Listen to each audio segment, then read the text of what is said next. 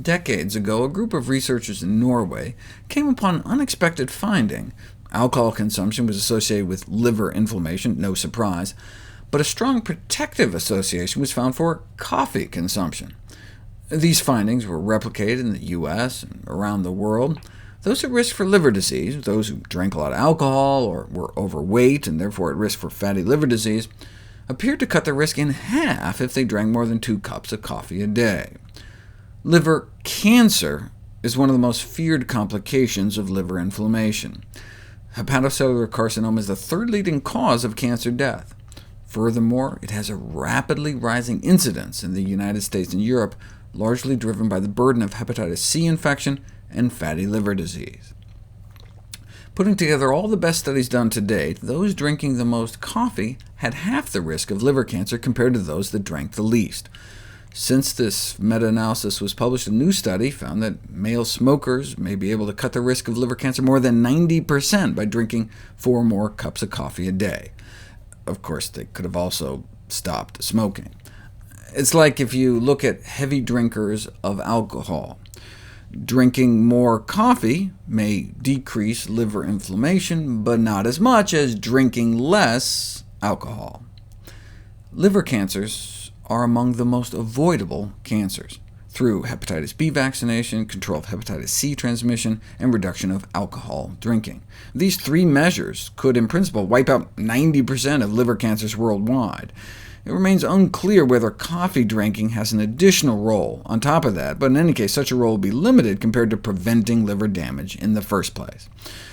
What if we already have Hep C, or are among the 30% of Americans with non-alcoholic fatty liver disease due to obesity, which may quadruple one's risk of dying from liver cancer? Well, coffee seems to help with hepatitis C, reducing liver damage, disease activity, and mortality, seems to help reduce the risk of developing liver cancer. Only the lack of randomized trials, interventional studies on the topic, prevents us from considering the protective effect of coffee as fully ascertained. But we didn't have such trials until now. A randomized controlled trial on the effects of coffee consumption in chronic hepatitis C. 40 patients with chronic hep C were randomized into 2 groups. The first consumed 4 cups of coffee a day for 30 days, while the second group remained coffee abstinent, and then the group switched for the second month. Now, 2 months is too soon to detect changes in cancer rates, but they were able to demonstrate that coffee consumption reduces oxidative DNA damage, increases the death of virus-infected cells, stabilizes the chromosomes, and reduces fibrosis, all of which could explain the role coffee appears to play in reducing the risk of disease progression and of evolution to cancer.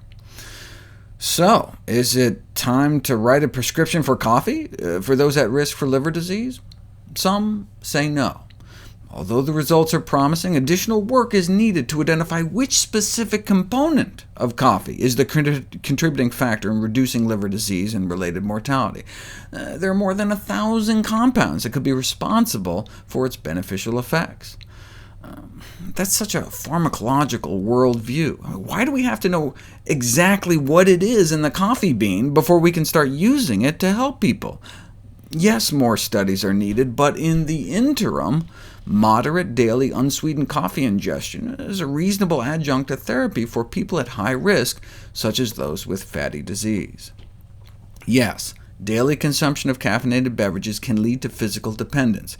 Caffeine withdrawal symptoms can include days of headaches, fatigue, difficulty with concentration, mood disturbances. But this dependence could be a good thing.